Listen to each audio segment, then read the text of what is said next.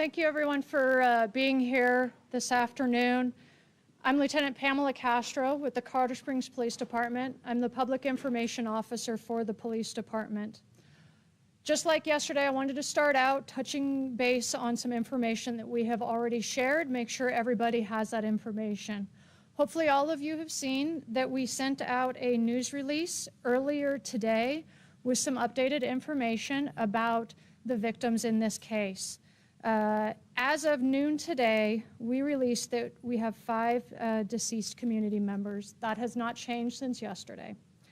We have 17 community members who are injured because of a gunshot wound. We have 1 community member who is injured but not because of a gunshot wound. And we have 1 community member who was a victim with no visible injuries. This final area is the area that we expect numbers to change. And that's why we have reached out to the community, to all of our media partners, to get out there that we know there were more people at the club and we really want to speak to them. They could be victims of a crime, and so we are looking to talk to them and identify them if at all possible. The FBI has been a great partner through this, and they have set up a tip line for us. Anybody with information, if they were there, they have video, they were driving by, they might know information about the suspect, anything at all, no matter how small or insignificant they believe it might be, could we please call and let us know about that? That phone number is 1-800-CALL-FBI, and they have dedicated people who are there to talk to anybody who calls in. Today, we are going to have a couple of speakers. I want to go through the order of the speakers for you. Again, if the conclusion of this, if there's any spelling of names that you need, we will be happy to get that to you. The first speaker today will be Colorado Springs Police Department Chief Adrian Vasquez. The second speaker will be Colorado Springs Mayor John Suthers. The third speaker will be Colorado 4th Judicial District Attorney Michael Allen. And our final speaker will be United States Attorney Cole Finnegan. I also want to acknowledge our law enforcement, fire, and medical partners who are present today and have been supporting us and our community from the beginning. They are FBI Acting Special Agent in Charge, Matt Fodor, ATF Denver Field Division Special Agent in Charge, David S. Booth, Colorado Springs Fire Department Chief Randy Royal, and Penrose Hospital CEO Patrick Sharp. At the conclusion of the designated speakers, there will be a chance to ask questions. The questions will should be focused on what we are sharing today or what we have previously shared. Please understand that this is an ongoing criminal investigation, and out of respect for the judicial process, there are simply things that we just can't share information on. First up to speak will be Colorado Springs Police Department Chief Adrian Vasquez. Thank you, everybody, for being here to cover this incredibly important event, just a horrific and sad and tragic event. Today, I just want to talk a little bit about some of the victims in this incident. You know, too often society loses track of the victims of these sad and tragic events in all the talk about the suspect. We strive to give the victims the dignity and respect that they deserve, as well as shine the light of public attention on the victims. Therefore, we are identifying them now. Please know that while all of the victims' families have been notified, they are suffering a horrific loss. So, I ask everyone who is listening to keep them in your thoughts and show them the care and heartfelt compassion that they deserve. None of the families want to do media interviews at this time, and I ask everyone to respect their request. We respect all of our community members, including our LGBTQ community. Therefore, we will be identifying the victims by how they identified themselves and how their families have loved and identified them. The first person I'll identify is Kelly Loving. Kelly's pronouns are she, her. Daniel Aston. Daniel's pronouns are he, him. Derek Rump.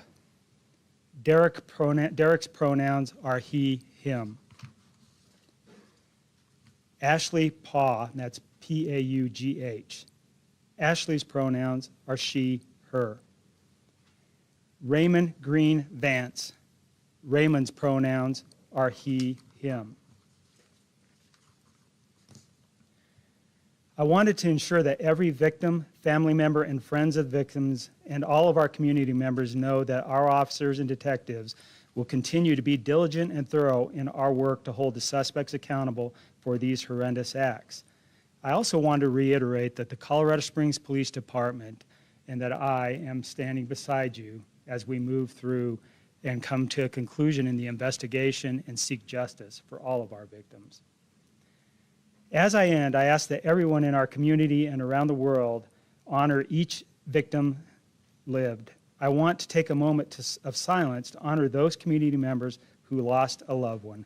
Please join me in a moment of silence.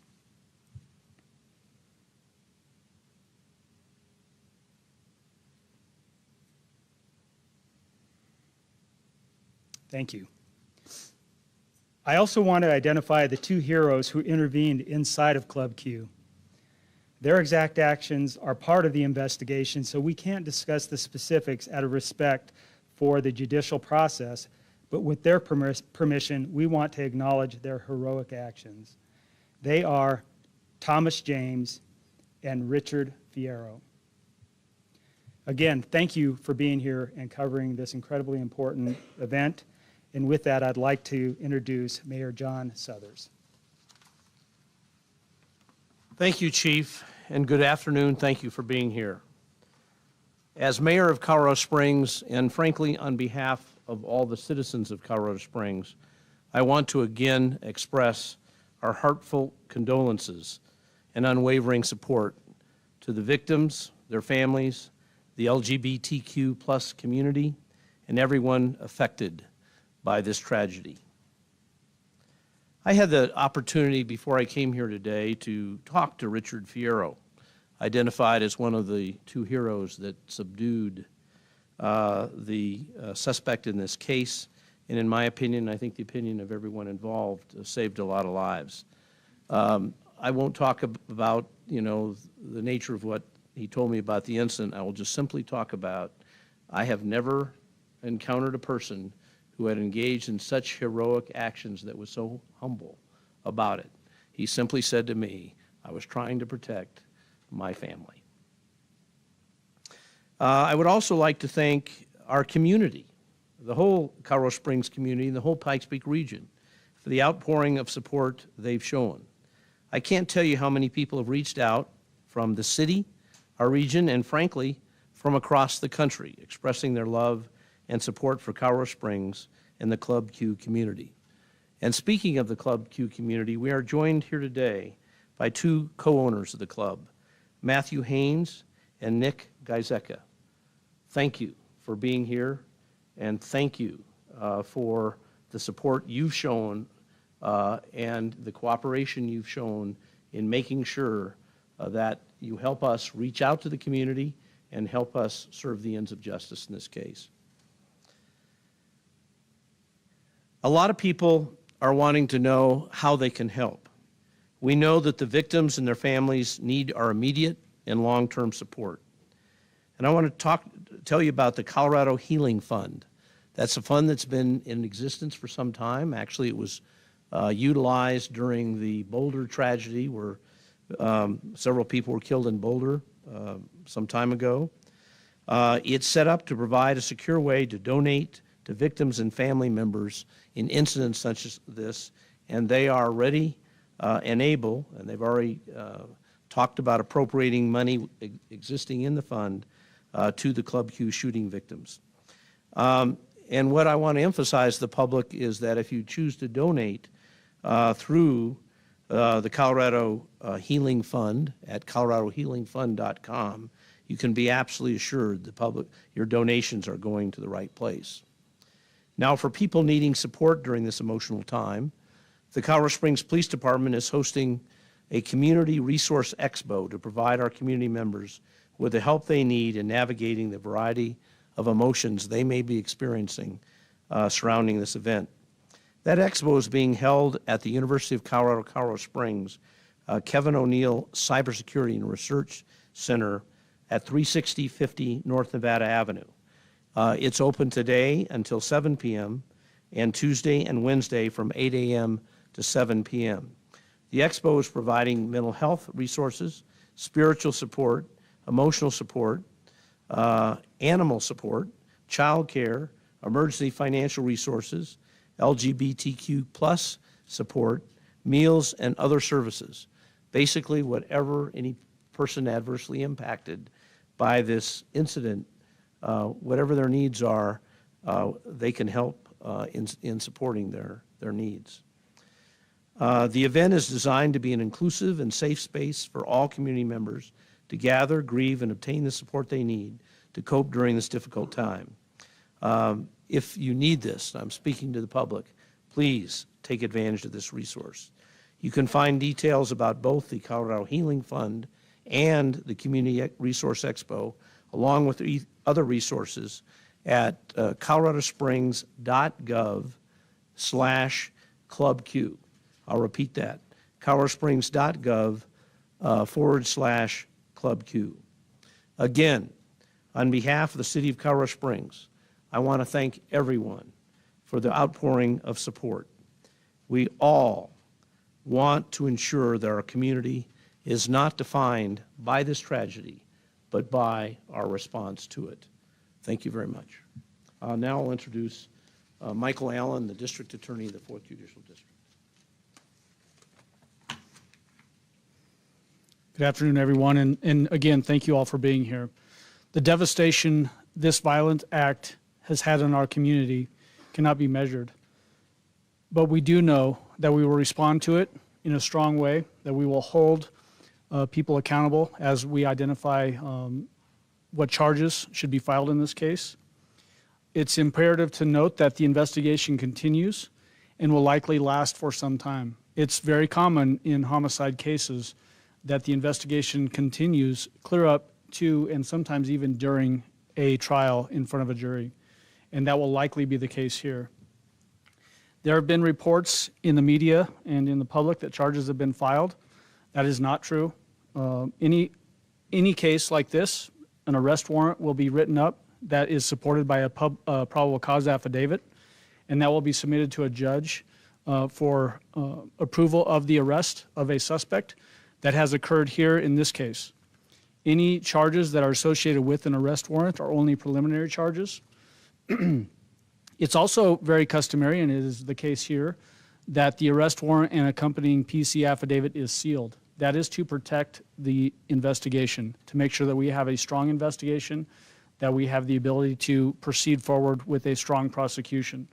At some point in the coming days, that seal will be lifted and the arrest warrant and PC affidavit will be available to the public and to the media.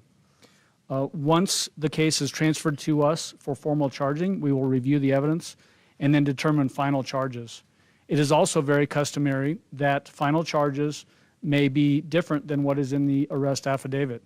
Typically, there will be more charges in a case like this when we do formal charging than what is actually listed in the arrest affidavit. So don't be surprised when you see a different list of charges when we finally file formal charges with the court. Once the suspect is released from the hospital, we will have a first appearance scheduled with the court. That should happen in the next couple of days, I would guess, although that is still to be determined by his care providers at the hospital. That appearance will be by video, so he will be in the jail and be appearing by video. We will advise the suspect at that time of the arrest charges and his bond status. He is being held without bond, so he will not have the opportunity to be bonded out. Within a few days of that first appearance is when we will return to the courtroom and file the formal charges with the court. That'll again be another bond advisement by the court, as well as potential punishments that the suspect will be facing as it relates to the charges that we file from the DA's office. It's important to note that we are not going to try this case in the media. We will only share information that we can share, and that is not to cause frustration in the community or deprive the media of information that the public absolutely wants. It is to protect that prosecution effort. We have an interest in making sure that any conviction we achieve in a case like this can withstand the appeal process. So we'll be very careful about the information that we share, at least as it relates to the DA's office. But that obligation that we have ethically extends to the investigation team as well.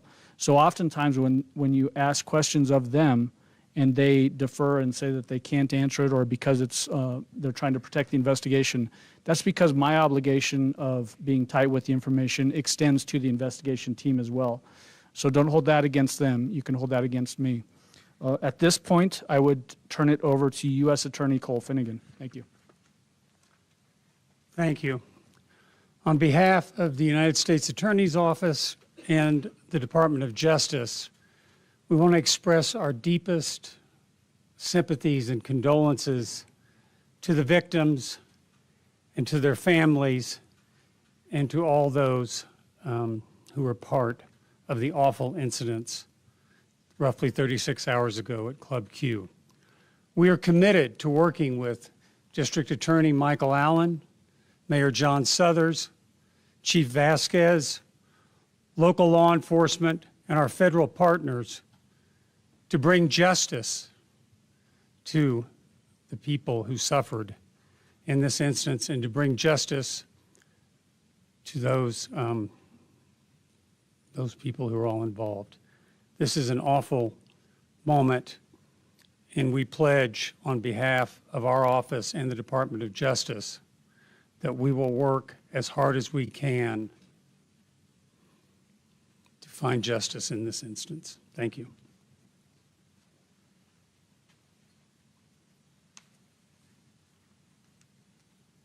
Hopefully I can cut off a couple of questions with these answers. So a couple of things moving forward for everybody to be aware of. As you've heard multiple times, this is still an ongoing investigation.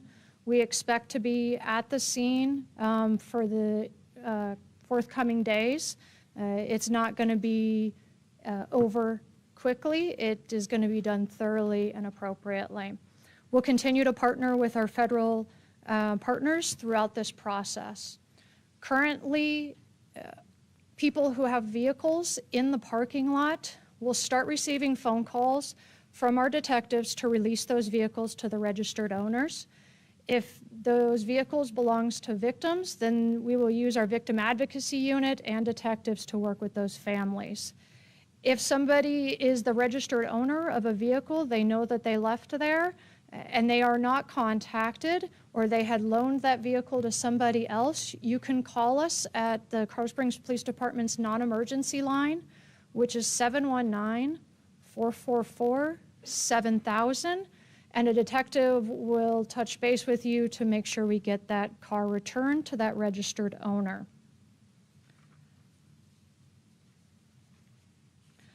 Additionally, at the conclusion of this conference, we will be releasing pictures of the victims that were provided by the family. These are the pictures that the family would like to be released so that everybody remembers them as they remember them. That will be done through our social media accounts, so you'll be able to get the high quality pictures there. That is all of the information we have to share at this point in time. I'll open it up to questions and then we'll pick the most appropriate person. Just be patient, there's a lot of people here. And to make sure that everybody who is watching knows what the question is asked, I will go ahead and repeat it, or if one of the other individuals comes up to answer it, we will repeat it before we provide that answer. So we'll start this way. Sir?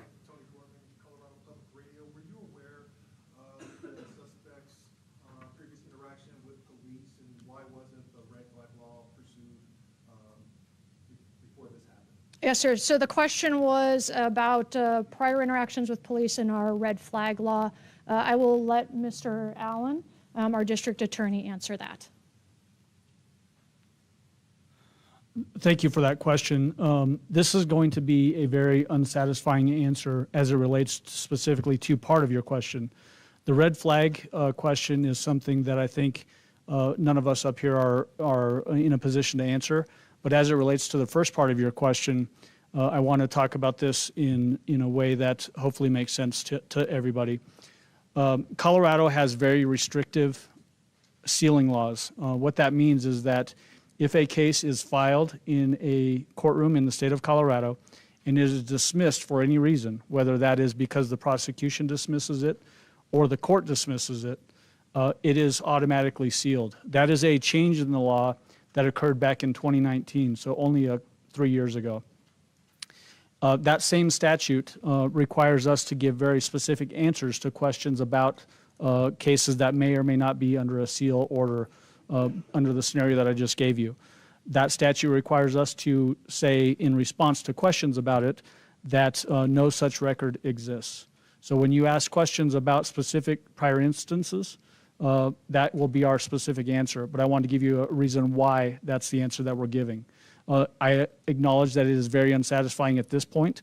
Hopefully, at some point in the near future, we can share more about that. But at this stage, that's the best we can give you. And that's going to be the same answer for everybody up here. It's really, the design behind that is to protect persons that have been accused of crime and been charged, and then the case is dismissed. The idea behind it is that that person shouldn't have to carry that charge around with them for the rest of their lives if there's no way to convict them of that charge. That's the design behind it. I know that's an unsatisfying answer, but that's the status of the law as it exists right now. If it changes to that specific thing that you're asking about, I'll be passing that information out.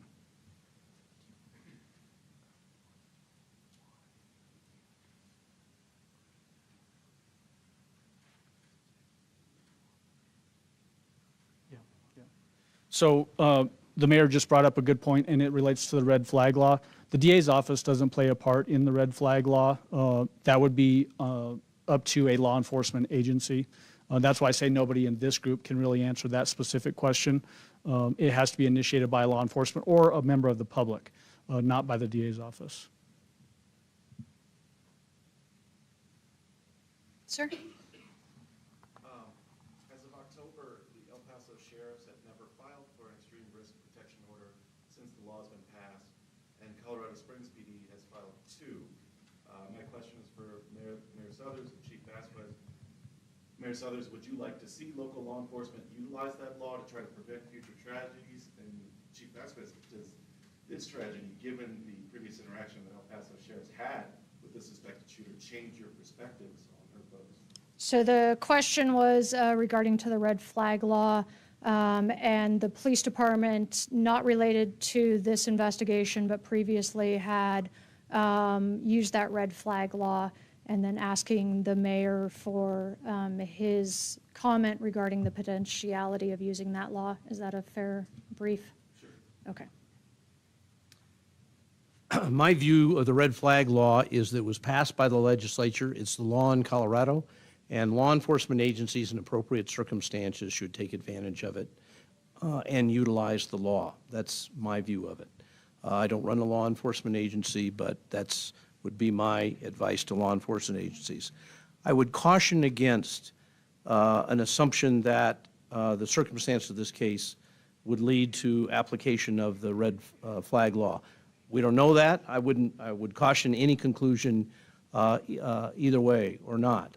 As the district attorney indicated, hopefully there'll be a time when there can be a specific discussion about any prior interaction with the with law enforcement, and I think those circumstances would cause one to be able to make commentary about potential application of the red flag law, but I think it's premature to do so now. So you question whether somebody calling a bomb threat and holding themselves up in a house and having a standoff with police would prompt an extreme risk protection in those cases? You're assuming that there's credible evidence of all that, as opposed to someone reporting it and that the prosecutor had evidence of that, and I would not make assumptions of that nature.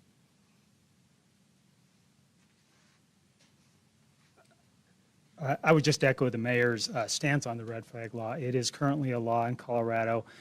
My stance has not changed on it. If law enforcement has credible information that fits within the parameters of the red flag law, then we should take action on that. That's what the law is, and it allows us to do that, and we should take those actions.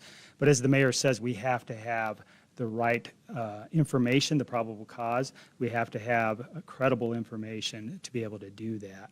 So if we do, then of course we should act on it.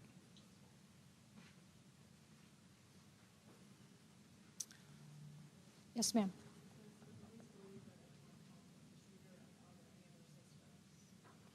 The question was, is there any other suspects? That's part of the ongoing investigation. At this time, we have one identified suspect in custody.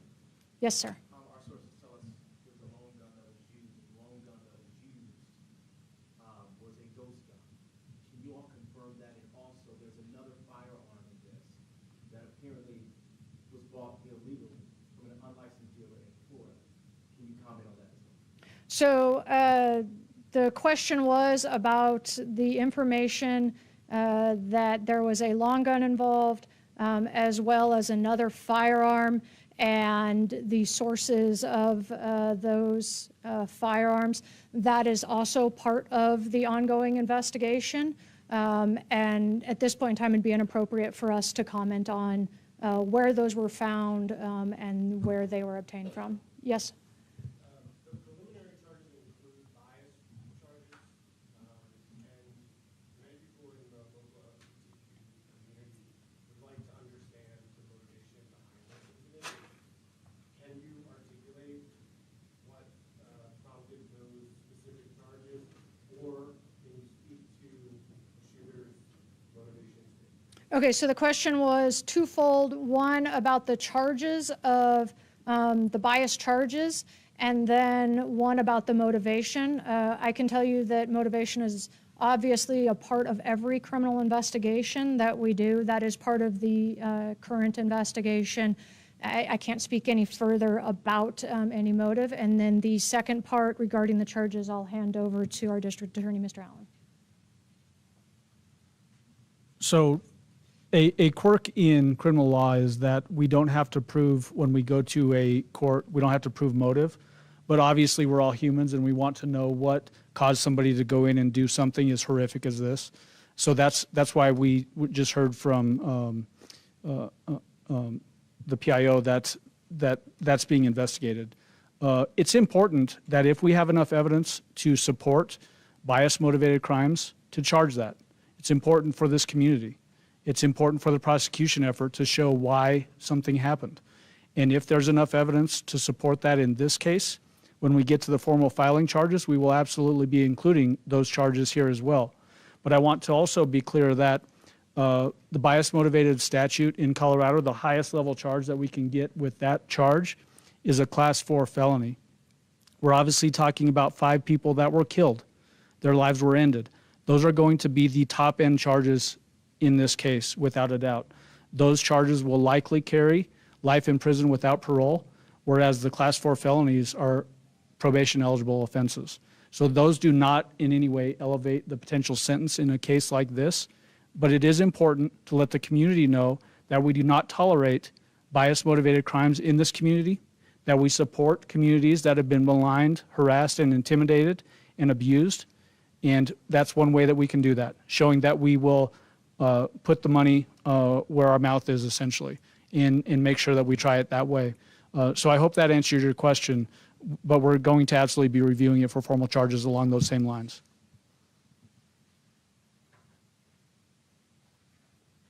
Yes, sir.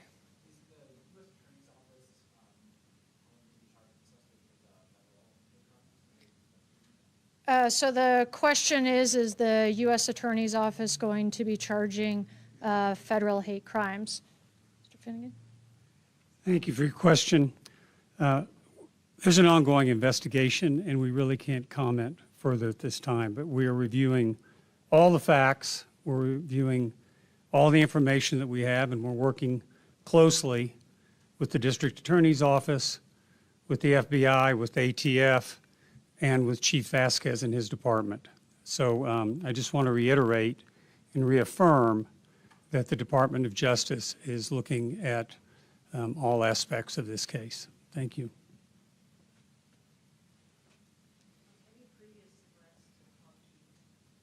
The question was, were there any previous threats to the club?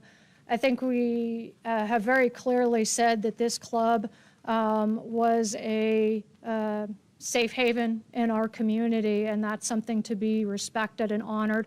I want it to be very clear that this club, from the police department's perspective, was no issue. We had a good relationship with them.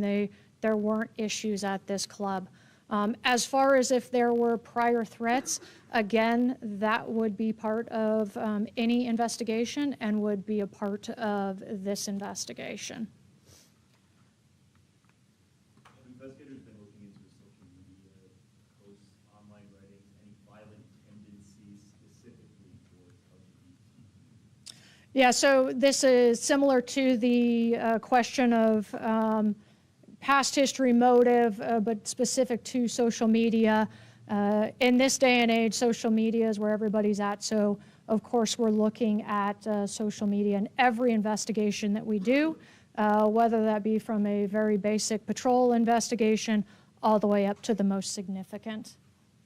Are we able to actually confirm the shooter is also the person we have all been talking about from last year on this contract? The question is that is the shooter from today, or from not today, from the Club Q incident, the same individual as, I believe, the bomb threat you said, sir?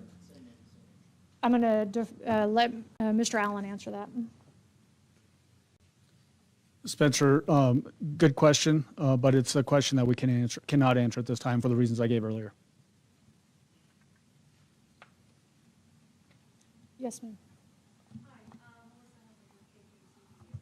If hypothetically this suspect did have a prior criminal history and those documents were sealed at this time, this might be for District Attorney Allen, what process would have to be gone through and who would be responsible for getting those documents unsealed, and is that something your office is interested in pursuing?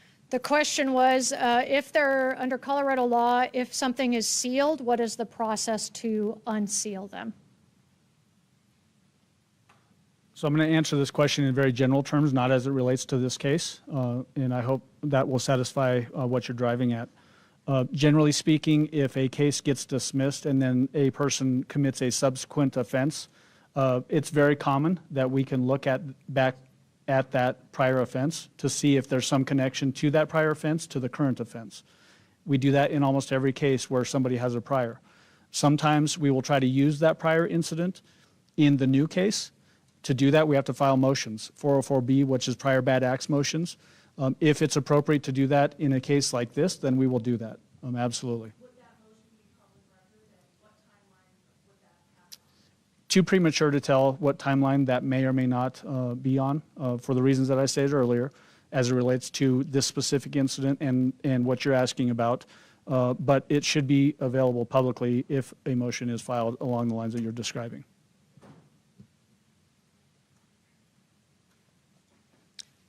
I think you, oh, nope, sorry, right next to you, I think she has her hand up. Was law enforcement monitoring all of it at any time before the shooting? I'm sorry, was law enforcement monitoring what? All of it, the suspect? Were we monitoring the suspect? Was that your question?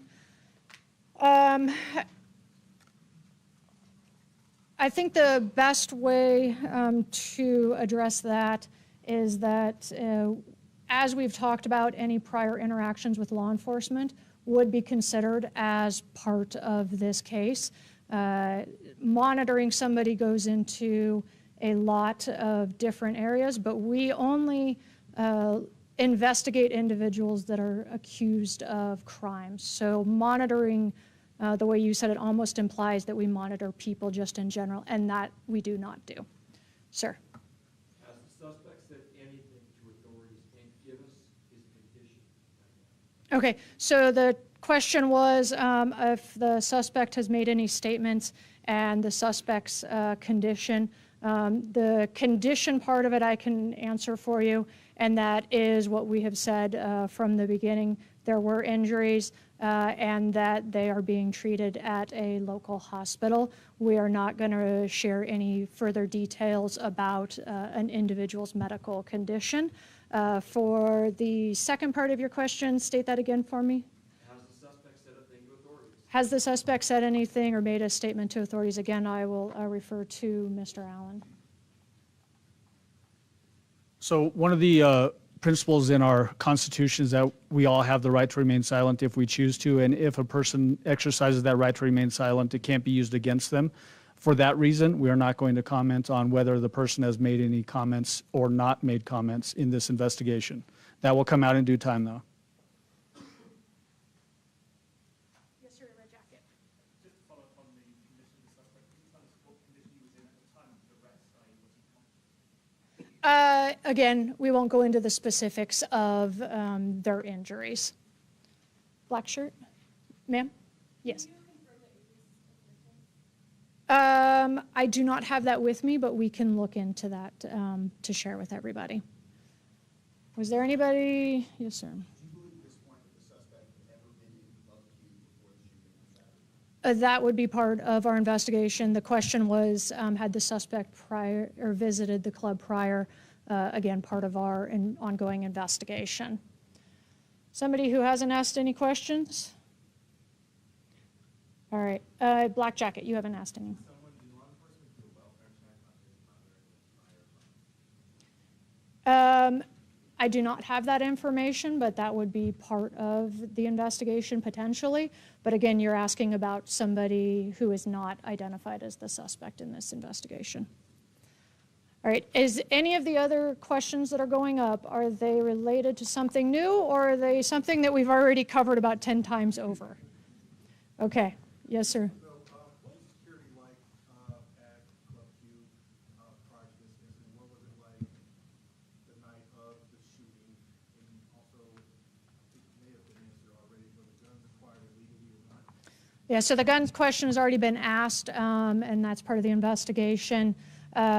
The question about the security, I think implies that the trying to put responsibility somewhere else. Of course, we would look at what they might have as far as surveillance evidence, but we really want to keep the focus on actions, not looking to blame. Today is about identifying the victims and the heroes in this situation. And that's what we really want our community to know, is there were two individuals who acted heroically. And we agree they saved lives. And then again, we lost 5 people, and there are families grieving. So we really want to stay focused and make sure that that focus truly stays on those victims. They are lost to their families, and their importance to them cannot be overstated. For real questions, or I'll give you one more chance. You are going to make the break it for if we ask any other questions. Y'all asked all questions. Sir, you're up to see if we have anything new. Can you spell the names of the two people who intervened to stop the shooter? And also, can you provide any more clarity as to the condition of the additional wounded and shot or now the injury? Yeah, I will get you the spelling of the names. That will be part of when we release the victims as well. We'll get you the spellings of those names. Okay, hold on one second. Let me answer the second question. The condition of our victims, again, we have to respect their right to privacy and their injuries. They had varying levels of injuries, as we said in our release. We had 17 people who suffered from gunshot wounds. I have not been shot, but I can't imagine being shot anywhere is something that anybody wants to do. So we again care about our citizens and our victims, and won't do that.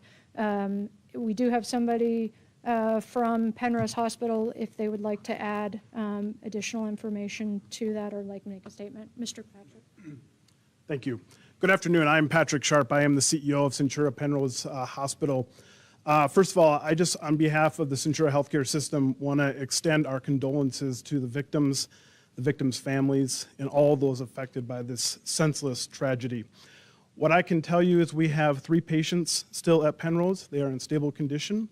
I'm not going to provide any further details other than that. They do have support networks with them.